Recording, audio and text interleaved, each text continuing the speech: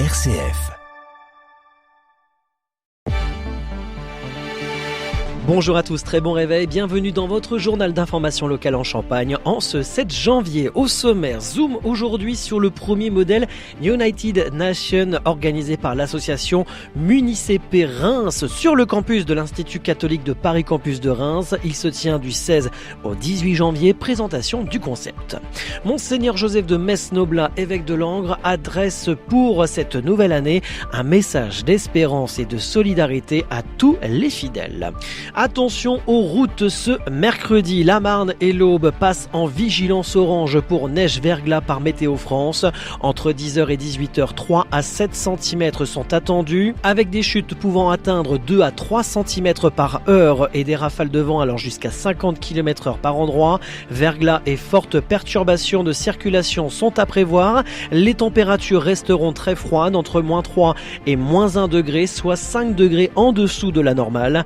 Dès jeudi, le thermomètre remonte, mais attention aux rafales de vent importantes. Restez prudents sur les routes.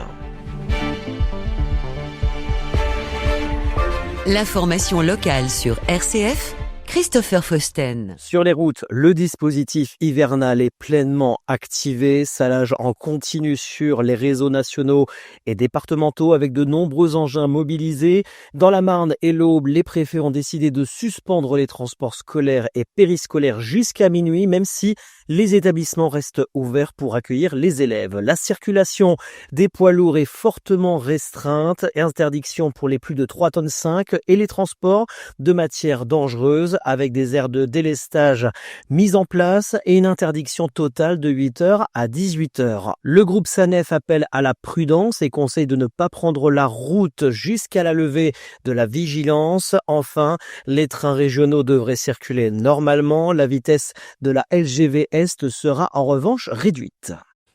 L'Institut catholique de Paris Campus de Reims organise du 7 au 18 janvier son premier MUN, comprenez Modèle United Nations en bon français, une modélisation des Nations Unies, le tout par le biais de son association Municipé Reims.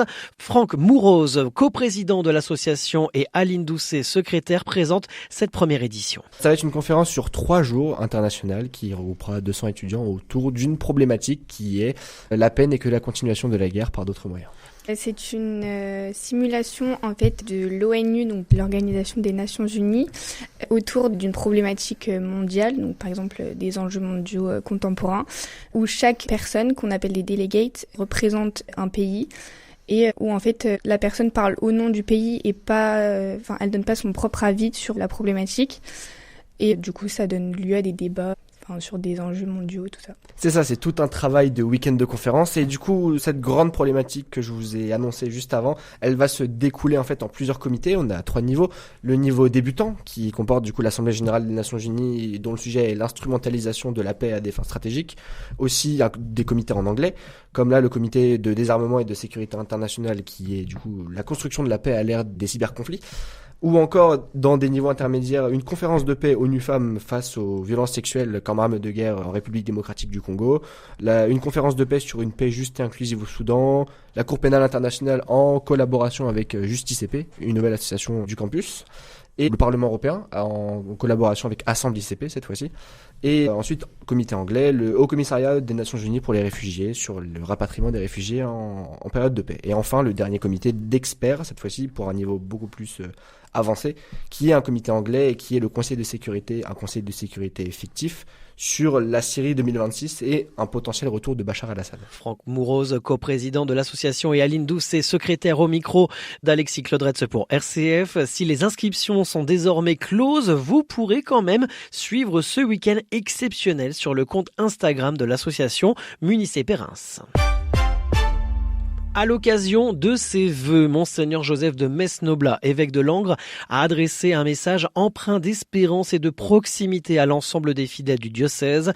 Dans un contexte marqué par les incertitudes, l'évêque a tenu à rappeler l'importance du lien, de la solidarité et de la confiance pour l'année à venir. Une année qui sera forcément, comme toutes les autres, avec des moments d'enthousiasme et de joie, et puis aussi des moments d'épreuve et de détresse, que ce soit au niveau personnel, au niveau ecclésial, au niveau social, nous confions en fait cette nouvelle année au Seigneur avec des préoccupations quand même qui peuvent être marquées pour telle ou telle catégorie de personnes.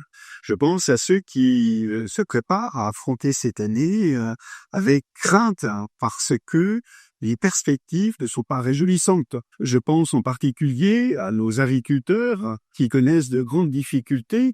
Je pense aussi à tous ceux qui vont se tourner pleinement, en particulier à ceux qui vont se présenter aux élections municipales au mois de mars prochain, en voulant se mettre au service de leurs concitoyens, pour que ceux-ci puissent avoir une vie calme et paisible, pour reprendre une expression tirée de la Bible. Je n'ai qu'un vœu. Ce vœu, c'est de vivre cette année dans la sainteté, c'est-à-dire dans l'amour de Dieu, guidé par le Seigneur, donc avec un bon GPS qui vous montre la route jusqu'au bout. Des propos recueillis sur la page Facebook du diocèse de Langres, un message tourné vers l'avenir, invitant chacun à rester attentif aux autres et à faire vivre au quotidien des valeurs de fraternité et de partage, des vœux placés sous le signe de l'engagement et de l'espérance. Direction le diocèse de Châlons, au sanctuaire Notre-Dame de l'Épine, les sœurs sont absentes tout au long du mois de janvier pour leur retraite et leur temps de repos jusqu'au 30 janvier. Seules les messes du samedi et du dimanche seront assurées. À Châlons-Champagne, l'année 2026 sera placée sous le signe de Jean Talon. L'association des Amis de Jean Talon célèbre le 400e anniversaire de la naissance du premier intendant de la Nouvelle-France à travers une série d'événements culturels et festifs tout au long de l'année.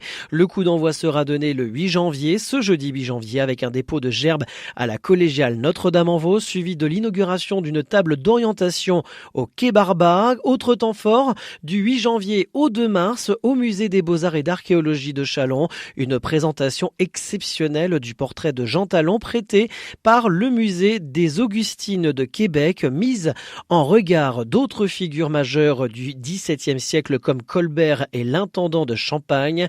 Statues, œuvres de Frère Luc, évocation des filles du roi et même un volet naturaliste viendront enrichir ce parcours pour mieux comprendre l'héritage de Jean Talon et les liens historiques entre la Champagne et la Nouvelle-France.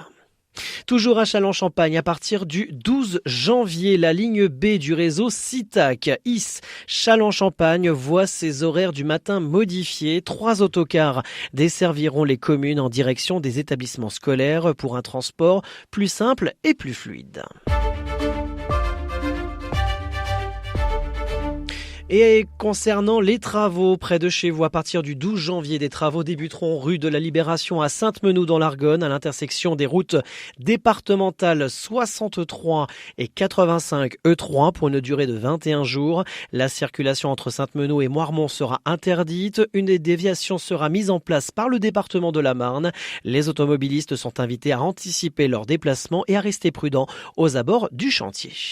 Autres travaux de prévus, c'est sur la route départementale 3 dans l'axe Châlons-Champagne-Épernay à hauteur de la commune d'Athis. Des travaux de pose d'une dalle béton débutera le 12 janvier et se poursuivra jusqu'au 6 mars. La circulation sera alternée dans les deux sens avec une vitesse limitée à 50 km/h.